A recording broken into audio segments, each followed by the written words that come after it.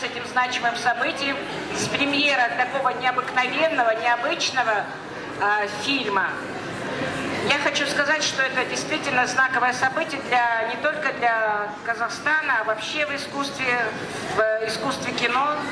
Это фильмы, которые снимаются редко.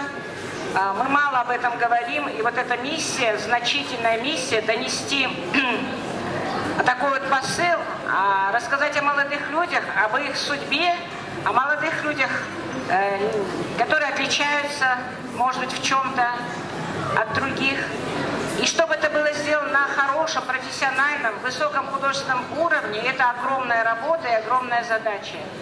Я думаю, что все справились, это самое главное. Вот зрители сейчас выходили и говорили о том, что действительно очень их тронуло. Я хочу вас всех поблагодарить за ваш вклад, я хочу поблагодарить за то, что вы сегодня пришли на показ.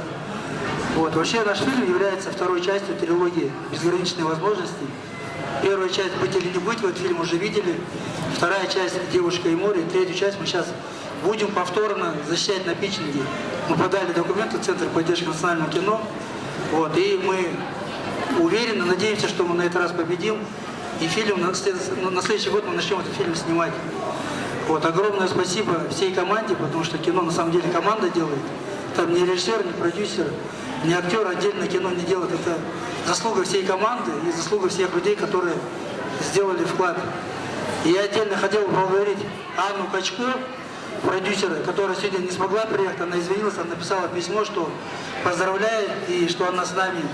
И также я хочу передать привет от министра культуры, от Атыры Имкуловой, которая тоже, к сожалению, не смогла приехать, но она написала большое письмо, поздравила всю команду, поздравила киностудию «Казафильм», «Орди», всю съемочную группу актеров с таким фильмом. Мы сделали дубляж на казахский язык нашей картины, очень хороший дубляж, он даже местами получился лучше, чем оригинал.